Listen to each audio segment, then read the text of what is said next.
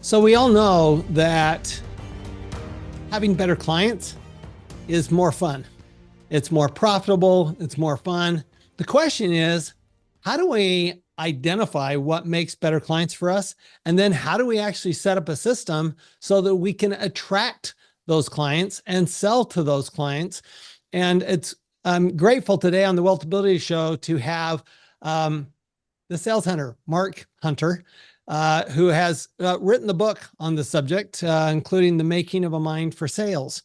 And Mark, it is so good to have you on the show because we all know sales is critical to the success of any business. No business succeeds without it. But this whole idea of having a mindset about the clients seems contrary to a lot of the sales training that goes on. So first of all, would you just give us a little idea of your background and what got you thinking about this idea of better clients? Yeah, thank you for having me on the show. Looking forward to a great conversation. You could call me the reluctant salesperson. I didn't want to go into sales. I got out of college, and the last thing I wanted to do was go into sales. Unfortunately, I had messed up my driving record to the point that I could not afford car insurance and a car payment. So I wound up having to get a job that supplied me with a company car, i.e., sales job. Problem was I got fired for my first two sales jobs because I didn't know what I was doing because I was focused on the product. I was focused on really I had commission breath. Yeah, we'll just go ahead and say it. I had commission breath. And it wasn't until my third job that my boss sat me down and said, hold it, hold it. We got to really refocus. Why are you doing what you're doing? You're in sales to help people. Ultimately, it led me to come up with my definition of sales, which is also the definition of a leader. That is to help others see and achieve what they didn't think was possible. Think about every listener out there. This is what your objective is. Your objective is to help your clients see and achieve what they didn't think was possible. The challenge is, do we believe it? And that's where the mindset comes into play because the mindset drives everything. Now, here's the whole deal. I don't want to do business with everybody in the free world. I don't care. I want to do business with a very small slice. And this is the same thing with everybody listening. You want to understand what's your lane. What's the lane that you play in and stay in that lane. Because when you stay in that lane, wow, it's amazing how much more confident you are. It's amazing how much more comfortable you are. And it's amazing how you just listen better. You ask different questions and the conversations are so much more robust because you're comfortable with your people. And this is where everybody's got to select your people. And oh, you know what's interesting? Your people tend to be a lot like you because you know what's interesting? We wind up attracting people who are like us. That's why I say when you sell with integrity, you will get clients who have integrity. Yeah, I love that what you were saying early on there about, the job of sales is to actually help people become more successful. I've told people for years, people will come up to me, and I'm a CPA, so people don't think that I would enjoy selling, but people go, well, you seem to like to sell. I said, what you're not understanding is that if you have something that would serve people, you are absolutely obligated to present it in such a way that they can easily buy it, that they can easily say, yes, that's what I want, or that's what I don't want. Thank you for saying that because you're so spot on. Because I have this firm belief that so many people in our space are afraid to reach out. They're afraid to reach out. And I go, hold it. If I had a problem, and trust me, my kids would tell me I have a lot of problems, and I knew that you, Tom, could help me, I would want you to reach out to me. I would. Of course. I'd be upset if I found out later on that you could have helped me and you didn't help me. And that's our approach. Just what you said was so beautiful because if we have the ability to help someone, we owe it to them to reach out to them. To me, that's like I 100% agree. And then you go to, okay, so, but then you have to go, well, I'm a business owner. Who do I want to serve? So I decided, I spent my early years in big firms, big companies. And I decided, you know what? I really like entrepreneurs. I'm the son, grandson, and great grandson of entrepreneurs. I love entrepreneurs, and I'd love to bring high level tax planning, tax strategy to entrepreneurs. So I'm going, that's the kind of person I want to hang around.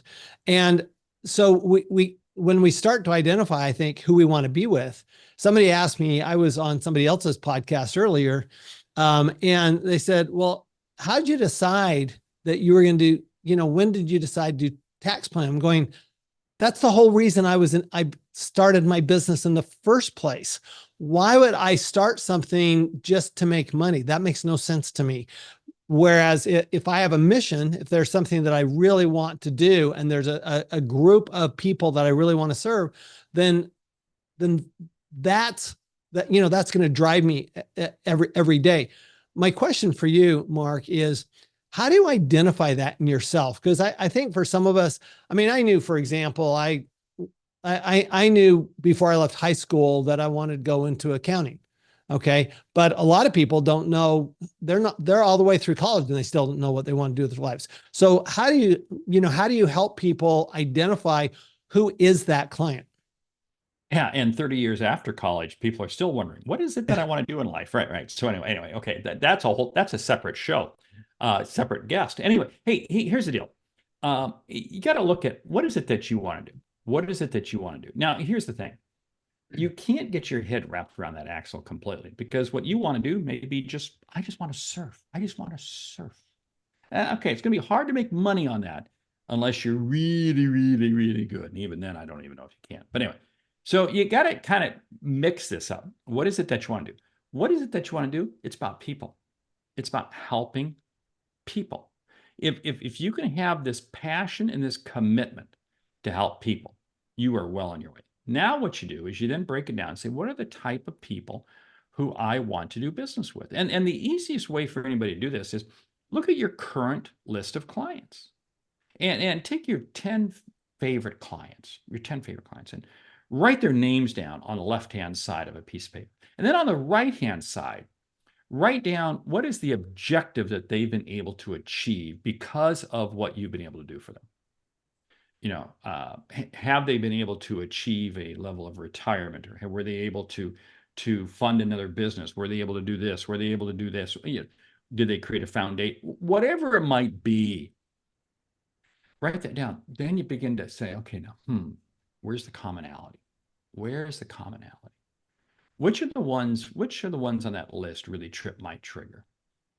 And then I say, okay, now who are those people? What do they look like? Where else can I find? And you want to create an avatar. You absolutely want to create an avatar. And the tighter people say, well, I'm going to serve anybody who calls me or anybody I can have a conversation with. No, you don't want to do that. Don't do that. Don't do that. Because there's a lot of people who have a conversation with you, but they'll never become a client. I want to do business with a very tight slice. And the tighter the slice, the more of an expert I can become, because I'm going to understand them and their nuances and their life better, their business, their interests, everything about them much better than somebody who's a broad generalist. Yeah. So I'll give you an example of that. So when I started my first firm, I'd take anybody, right? But what I found is that it's actually easier to attract people if you're selective. Yes. So you actually, not only do you get better clients, but it's easier to bring in those clients because you've identified, look, this is who we're looking for. This is what we can do. And one thing I noticed you were talking about is you're identifying which clients have received the best results from our services. So you're very focused on the outcome. One of the things you were talking about when in your first couple of jobs is that you were focused on the product, not the outcome for the client. And to me, it seems obvious. Why isn't it obvious to everybody that you need to focus on the outcome for the clients? Like in my industry, in the CPA industry, we have all these people that are selling something that nobody wants, tax returns. Okay. Wow. And then they're giving away something everybody wants, tax planning. I'm going, you have it backwards. You absolutely have it backwards, but they continue to do it. And I'm not quite understanding, why do people focus so much on the, features and benefits instead of focusing on the results for the customer? Because when you get licensed, you got to take a test on understanding what the product does, what the product can't do. Everything is always around the product. And it is totally backward. We take classes in college. You took accounting classes in college, and it was about the process of accounting. And we don't spend enough time going downstream and understanding what the outcome. Here's something that happens. When I become fixated on the outcomes, when I can become fixated on how I can help you, I get jazzed. I get excited. I get emotionally engaged. And what's interesting is I start asking better questions. One of the very interesting things that I challenge anybody is, it's very easy for, you're a certified CPA, you've done all the things, you've got it. You go ask clients questions that they can't answer, but you can answer for them because you've studied it. You know it. Wrong. I want to ask the client questions that the client can't answer and I can't answer. Because that forces a conversation. That forces use the example that we charge for the tax preparation, but we don't charge for the planning. We have it backwards. You're right. Yeah. Because what I want to do is I want to ask you questions that, you haven't thought about. And I don't know how you're going to respond. I don't know what your answer is, but it's going to force a conversation. What does that do? That creates a level of value, creates a level of connection. Because if you think about it, everybody out there who offers services, there's always somebody who's going to charge less. There's always somebody who charge less, right? So why do clients work with you if you're not charging less? It's because it's something you bring to the table. It's the confidence that you bring. Now, how do you bring that confidence? You bring that confidence because of the conversation that you're having and because you understand that very tight slice of the marketplace that you're zeroed in on. A couple of years ago, I was working with an insurance firm. And one of the challenges that the insurance agents had was they had defined, they said, we only want to work with people who have pickup trucks in the driveway with ladders on top. That was it. That was their slice of business. Because you know what? That's the small business owner. That's the small business service trade person. And this insurance company created a massive book of business by just zeroing in, because these people said, you know what? Nobody understands our business. You do. They were able to sell these people services that they had never thought of, but they needed. They were able to create a level of confidence with their clients that nobody else was ever able to do. So many of them, I would hear conversations back from many of these small business owners, and they say, you know what, I operated without insurance for a long time, and I was always scared something was going to happen. You guys came along and helped me solve that at an affordable rate. That made my business. It allowed me to now focus on growing my business. You see, think about that. Is that a niche of a niche of a niche? Yeah, that's a niche of a niche of a niche. I love it. Well, they always say a niche will make you rich, right? So yes. So to go into that, that niching, and looking at the clients and those kind of that ideal client for you. We always talk about demographics of the client, right? they've got this much income, they live in this location, they have this type of a business, et cetera. Those are demographics. Can you talk for a little bit about the importance of the psychographics, though, about the way they look at things, the way they think about things, the way they respond? Because to me, the demographics, that's easy. That's the easy part. Anybody can identify demographics, but the psychographics, that's what makes it unique to you. Yes, the psychographics are everything. I'll give you another example. I was working with a high-end automotive company. And again, demographics, people come from X income, da da da da da. But the psychographics, what do they want in their vehicle? What's the experience that they want? And one of the comments, one of the conversations I had is it's not miles per gallon, it's smiles per gallon. That's what they want. And when you connect emotionally, it's amazing. You know, it's interesting. I had a CPA firm I worked with for a number of years. And I stayed with them for years because they understood my business, because they worked with small business owners, service business owners who very much were in the intellectual space. And they understood what my COGS would be, what my cost of goods sold would be. They understood what my marketing expenses would be, because I had been with a firm before, and they attempted to do this. So you're spending way too much on advertising. You're spending way too much. Well, yeah, they were comparing me to a manufacturing company. That's not me. That's not me. You know. And again, when I got with this CPA firm that worked with others like me, man, I felt I was at home. See, you have to get tight. But it's the outcomes. It's the outcomes. It's not, hey, we're going to take care of your quarterly, filings. We're going to take care of this. We're going to do this. We're going to provide this and now. Hold it. Help me. Help me run my business more efficiently. Help me increase my bottom line.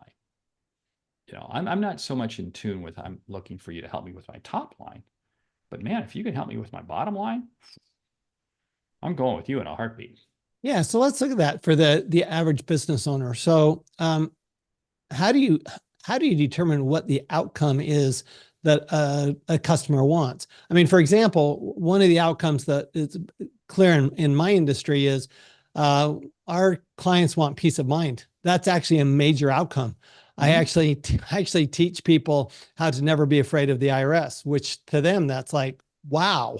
You mean I don't have to worry about an IRS audit. I don't have to, these are the bad guys. They're going to come get me.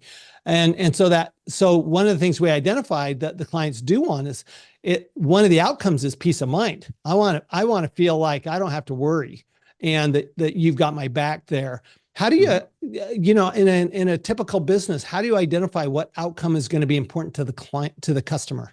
Yeah, let's run with your example. What does peace of mind look like to you? What does that mean? What does that mean to you?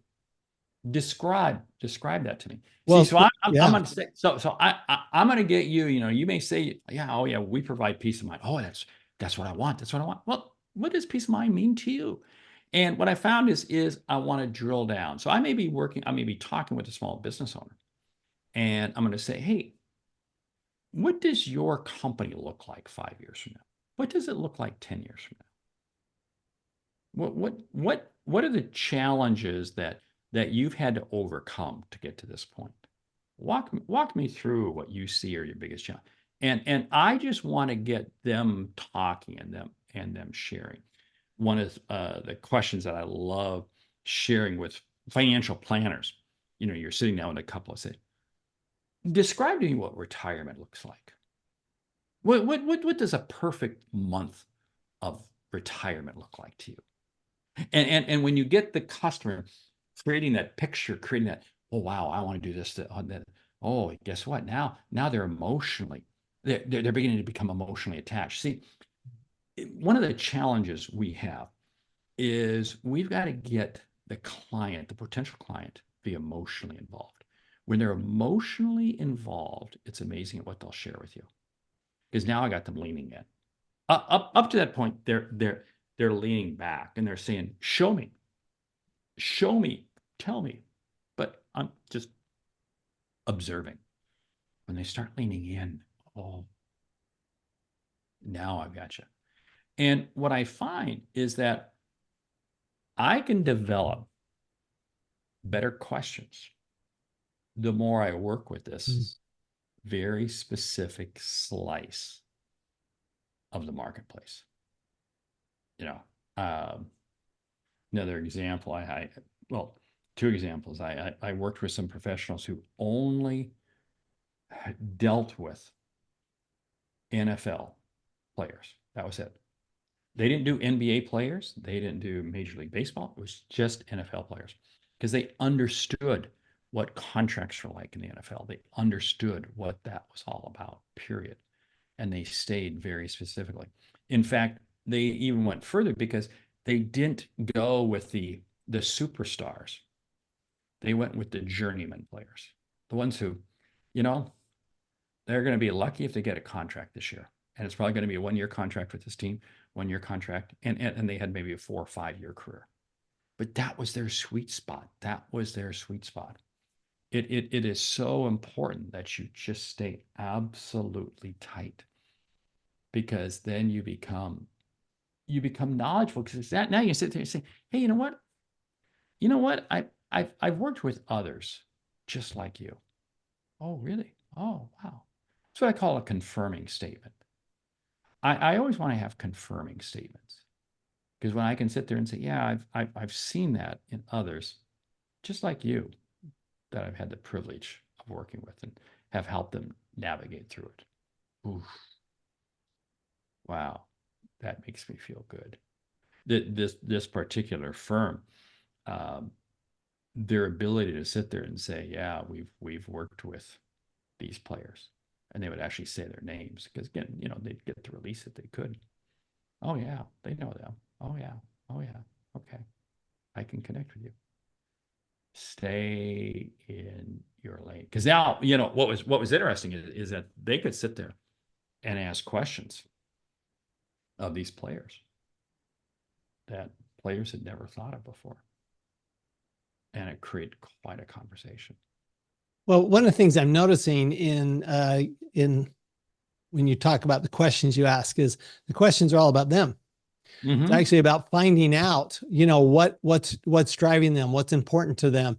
The challenge I find, and actually, I think I actually wrote in my book, Tax Free Wealth, I was asked to write, what questions should you ask an accountant when you're interviewing them? I said, I don't think it matters what questions you ask them. I think all that matters is what questions they ask you, because, I'll tell people I can't change your tax situation, but I can sure tell you what you need to do if I understand your situation. Okay. But unless I understand your situation, my business is very fact specific. So if I don't understand what's going on, and then I tend to go broader. And so I kind of like to ask you this. I tend to go broader with the clients and say, I want to understand even your relationship with money, your family's relationship with money, your relationship with your family. What are your long-term goals? What are your legacy goals? I mean, just as much focus. And in fact, the very first thing you mentioned that, find out what they're, what does retirement mean to them? The very first exercise we do with a client is take them through an exercise to help them identify their dream and really and delve into their dream, because everything else flows to that. Everything else flows to their dream. I love what you're saying. Now, here's the thing. You ask them a question, describe their dream. Don't let them off the hook. I want to go 7 levels deep. There's something magical about going 7 levels deep. Here's where I go with this. You say, hey, tell me, what your dream is. And then you ask them, well, hey, can you unpack that a little more? Can you share with me? Then they share with you. Oh, wow, that's fascinating. Go. And that's now 3rd level, 4th level, 5th level. You go 7 levels deep. And what's absolutely amazing is now you've got, you cut to the core. Is there magic about 7? I don't know. I've seen a number of studies on it, and I've been doing it for years, but it's now you may not do all 7 levels deep on one meeting. No, it might be over a series of a couple meetings, but that's the magic. This is the magic. I sit down with you and you share with me some information. We don't reach quite a decision yet. to come with my firm. Okay, so we agree a second meeting. I lead off that second meeting with what you shared with me in the first meeting. Sure. Yeah. And it's so many people forget that. Again, all I'm doing is then I'm asking, hey, you mentioned that. Wow, that says it. Hey, this person cares. This person actually listened. And then I can begin drilling down further, drilling down further, drilling down further. You see, so many times what happens is we wind up just preaching. Here's what we can do. Here's what we can do. Here's what we can do. And that's the clients leaning back. I want them leaning in. I want them because they get excited sharing with me what their dream looks like. Oh, wow. That's huge. That's cool. That's neat.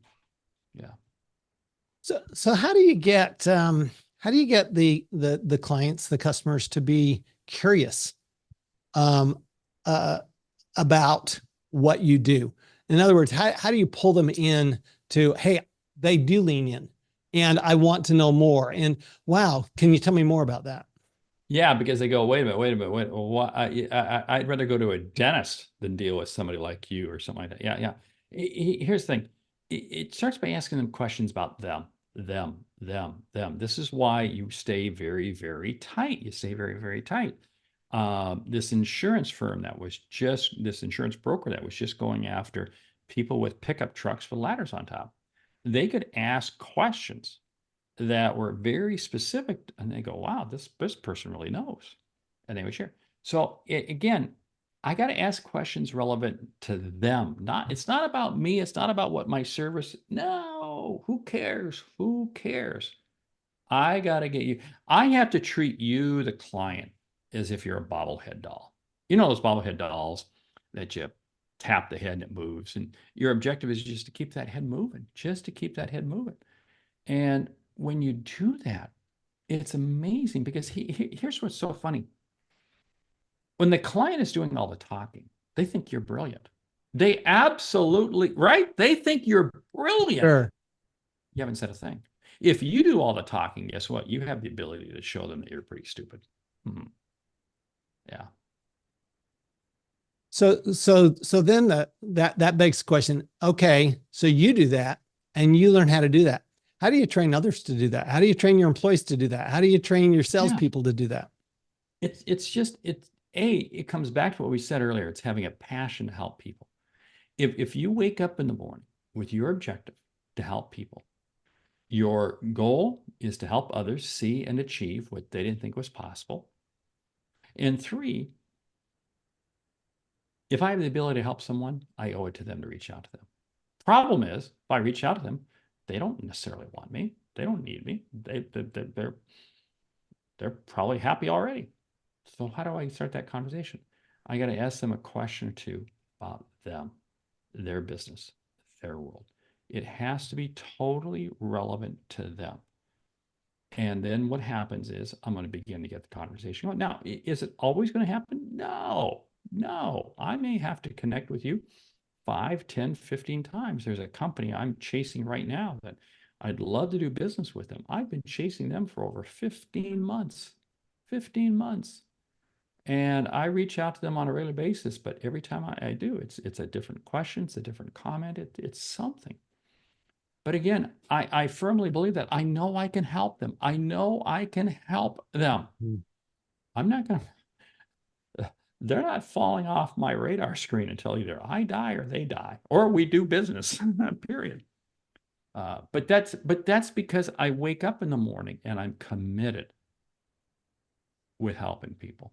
Well, and to go full circle here, as we start to wrap up, you're committed because these are the people you want to work with in the first place, right? So this is it's the service you want to provide. It's what you're good at, and it's how you can help them, and it's the people you can help. Because you're right, we can't help everybody. I mean, for example, I can't help somebody who doesn't want to learn. If they just want to be spoon-fed, I can't help them because what I do requires their participation. It requires them to learn. And so, I mean, we're different that way. But you have to have that particular person. And it seems like if we identify that person early, then it's somebody, it's a natural conversation. So we don't have to pretend to ask questions about them and care about them, because we actually do care about them, because that's who we care about. That is so spot on, because again, there's a lot of people out there I could probably help, but it'd be a waste of my time, be a waste of their time. Stay tight. Know who your focus is. That's why I say make that list, look at the outcomes, and then you begin to back yourself up. Who are those people? What drives those people? And then say, those are the people who I want to connect with. And the tighter you create your avatar, the more successful a firm you will have. You know what's also interesting? You wind up flying under the radar screen, and you actually wind up with less competition, because you become known in that circle. Think about this. Coca-Cola, Starbucks, Apple, big names. Everybody knows who they are. Can you compete against them? No. But if I get very, very tight with a very small group of people who probably talk amongst themselves, guess what? I can become an expert. That's who I want to be. That's how I create real value. So I want to finish with this. How do you work with the client in such a way that they will absolutely want to send you referrals? Because of course, that's the easiest way to sell, is to get a referral from a happy client. What is it that makes a customer refer their friends voluntarily to your business? Yeah, because they care about you. They care about you. And they care about you because you care about them. I had that happen this morning. I had a person send me a text message because I had referred them in to another client. And they did a great job. And they said, Mark, I want to help you out. Yeah. One of the things we have to do, if we want referrals, we have to give referrals. Every week I give 3 referrals. Every week. I love that. That's part of my metrics. Every day I have 5 conversations with people. That's 25 conversations a week. And I give 3 referrals a week. And you know what's interesting? I get referrals back. It's absolutely amazing. But here's the whole thing. Don't hesitate to ask for a referral. Don't hesitate. And the easiest way, hey, you know what? It's been a privilege being able to work with you. I just love it. I love the success we've been able to achieve. Who are some others that you know that you think would benefit from the way I've been able to help you? And you just say something like that, genuinely, and it's amazing, because sometimes it all comes back. It all comes back to, I have something that I know can help this group of people. And the people that I can help, probably that are my clients, probably know other people like them, because we hang around people like us, right? So they're the most likely people to find people that actually fit that demographic, psychographic, that client profile, that is that niche that we're going after. You got it. Spot on. Love it. So Mark, this has been great. Any final words for our entrepreneurial audience here? Well, I'll tell you what, we've been talking a lot of things, but it comes down to your mindset. What's your mindset? It's the reason I wrote the book, A Mind for Sales. Because if your mindset's not there, it's amazing. You're just not going to believe in people. You're not going to believe that you can help people. Again, you have to wake up with that belief that you have the ability to help others see and achieve what they didn't think was possible. When you have that, man, anything becomes possible. And this afternoon, I'll be making some prospecting calls. I love it. I absolutely love making prospecting to my very tight audience. But I love doing it. And I love doing it every day. I love it. Thank you, Mark Hunter. The book, again, is The Making of a Mind for Sales, 33 Strategies for Success. It's been a delight having you on. And remember that, when we do focus on the clients, it really is better clients before we get to a better company and a better life. That's what it starts with. But what ends up in the end is we always end up making way more money and paying way less tax. We'll see you next time. Thanks, everyone. This podcast is a presentation of Rich Dad Media Network.